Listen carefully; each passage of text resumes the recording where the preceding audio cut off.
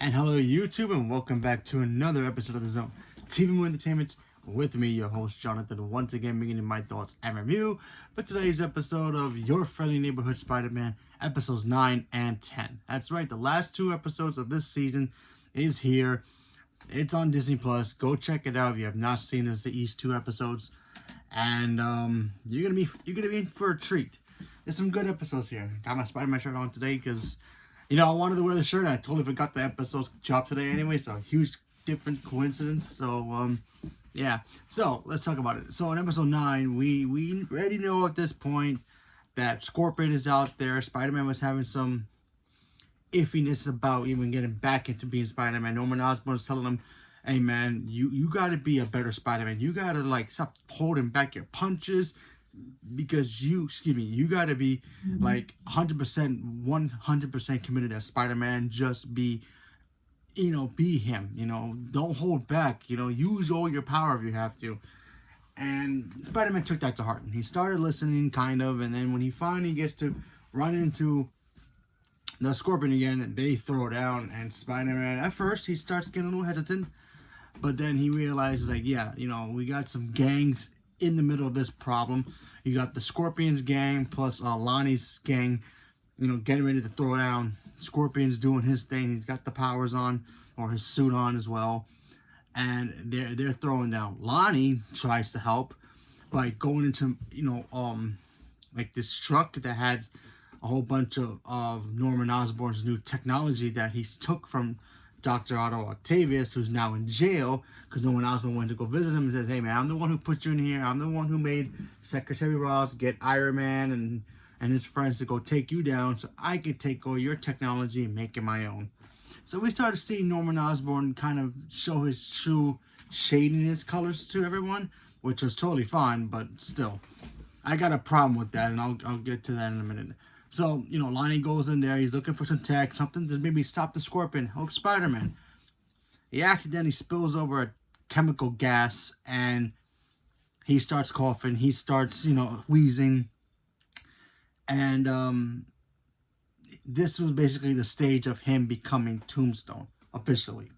Now, he has the nickname Tombstone, but he didn't have the powers yet. This was basically the birth of his powers. And so then he ends up teaming up with Spider-Man to take on Scorpion, which they both do. And what I liked about this episode was the fact that this showed two sides of the same coin, in a way. You had Spider-Man who was struggling to be Spider-Man because he got beat. He wasn't sure if he should be holding back his punches and try to beat the Scorpion as full strength if he can. And then you have poor Lonnie, he's just dealing with the fact that he's with this crew. He's kind of comfortable with them, but he still hasn't crossed that official line yet of, oh, should I really embrace being Tombstone and go into that dark rabbit hole even further? Because the further he gets, the further he's never going to come back from it and completely change. So it was them two pretty much struggling how to deal with that situation for themselves. And we kind of got our answer in these episodes. We got to see Lonnie embrace his new powers because he literally got the powers like that. And then he started helping Spider-Man. And then once we get to episode 10, we start seeing the transition really turn to that dark side of it. So, And then, so Spider-Man and him, they team up to take on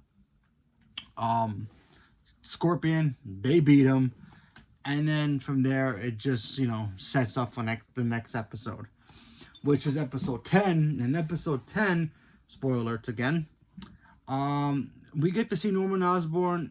He's got some kind of idea to open up a portal to do space travel, but he has a machine kind of like how Thor comes down to Earth, from Asgard, kind of like a portal thing. He wants to open it. Something goes wrong, and we all know how man makes technology, and it goes wrong. He makes a technology, and Doctor Strange shows up, and is like, "Hey, what you're about to do is about to be catastrophic, and you need to shut it down immediately." And Norman Osborn, being Norman Osborn, didn't listen. He turns it on. He's like, "This is our breakthrough. We could do it." He turns it on. And then out comes Venom. or a Venom type creature shows up. The same Venom type creature that Doctor Strange was fighting before Peter got his powers at the school. So we got to do the whole dance all over again with Doctor Strange. But this time Spider-Man was there to help him out. And we got to see him team up with Doctor Strange, which was really cool to see, to take on Venom. You know, of course, they officially beat Venom at the end. But with Venom, you know, he gets beat. Always leaves a little piece behind him. He leaves a piece behind him, setting up Spider-Man getting the black suit next season, or even the next season. Who knows? But I thought that was pretty cool. We literally went full circle how Spider-Man and Doctor Strange fought that Venom creature that led to the spider that bits Peter to become Spider-Man. It was already in the lab because apparently Norman Osborn's been working on spiders, and in the last episode we found that he was putting some Peter's blood inside the spider, so he's gonna do something with that. Or maybe that was the original, timeline telling us that, yeah, that Norman Osborn put that blood so that way it can eventually bite Peter again so he can become Spider-Man. Kind of confusing, but yeah, that's basically how I saw it. So that was pretty interesting. They stopped, the Venom thing. Norman Osborn was embarrassed. He had to kind of went underground a little bit because the company's kind of burnt. Everybody left. All his interns are like, yeah, we can't be working here or our projects. We're going to take our stuff and just bounce. We're good. We're good. And then Harry gets an idea from Nico, who now knows that, Spider-Man's Peter, and she's cool with it now. She's like, why don't you make your own, company and help young scientists become great, so that way they can help the cause. So he does. He calls it web designing engineering. I think that's what he calls it. So he calls it something like that. So sounds like a cool idea. He's trying to get some young recruits to come into the school. I think this might end up changing and maybe going into Horizon, which is the school that Peter goes to in some of the comic books. But who knows? So that could be a possibility. Or maybe Horizon is its own thing. I don't know. But I thought that was pretty interesting that Harry's going to build his own company so that way he can help people, be comfortable being scientists and learning how to make technology that can maybe make the Earth a better place. Because apparently in this world, Thor's came down to Mexico. The Chitauri did attack.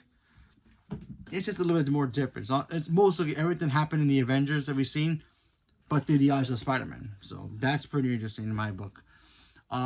We got to see an ending shot of Dr. Octopus in prison, getting ready to build his mechanical arms. So that's going to be interesting to see for next season. We also get to see Norman Osborn go back to his lab, and he finds the Venom symbiote. So, or a piece of the symbiote. So what does that mean? No idea. Doctor Strange tells Spider-Man, hey man, you're ready? Because Spider-Man did ask him, hey, you think I'm ready for this? Have you seen the future of me being Spider-Man? He just goes, can't tell you. All I can say is that you're ready. So that's an indication that Spider-Man's ready. So that's going to be great to see. We did see Lonnie at the end of the episode as well.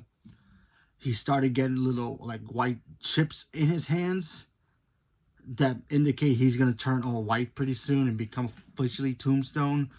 And then, which was the most yeah, I'm officially in the dark side now moment.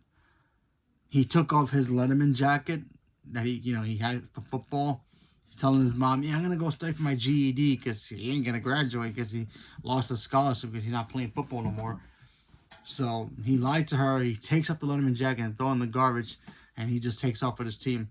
His former leader left in the last episode. He abandoned the group, and now Lonnie's now in charge. Now, because he's going to be Tombstone, he's going to lead his crew, to do more shady stuff. So I thought that was pretty cool.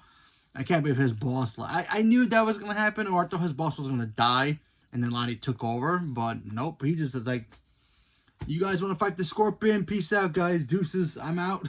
And he just bounced. So, yeah, now Lonnie's in charge, and yeah, he's now officially down that rabbit hole. Nico is still practicing magic, which, by the way, I didn't know she was an actual Marvel character. I forgot the character's name, but she's been practicing magic. She's talking to her mother, so that's something. So maybe she'll team up with Spider-Man. And also, apparently, Daredevil sent a spy into Norman Osborn's program to spy on him to make sure he wasn't doing shady stuff. And it was that young scientist girl. Not Kirk Connors, the other one. Not the Wakanda one either. It was the other one. Apparently, she's some kind of hero too. Maybe Elektra or somebody. I don't know. She's someone. I probably do know who it is. I just don't remember the name. But because they didn't even mention it. But it's probably from the comics. So that's interesting. But yeah. Overall, this whole show was a lot of fun. I really enjoyed watching this show. My only real problem with this show was the fact that I feel like they should have never made Norman Osborn. You know, look, I'm showing my true colors at the end of this show. They should have saved that to maybe the end of the next season or even the season after. I kind of wanted them to build up the trust between him and Peter.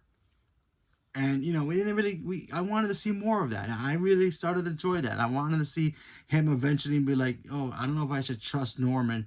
And, you know, he's doing things behind my back. And, you know, I wanted him to build up to that to eventually be like, yeah, I can't trust him. Because, you know, he had one incident and Peter just like, yeah, I can't trust him anymore. So there's that. We also got a big shocking reveal that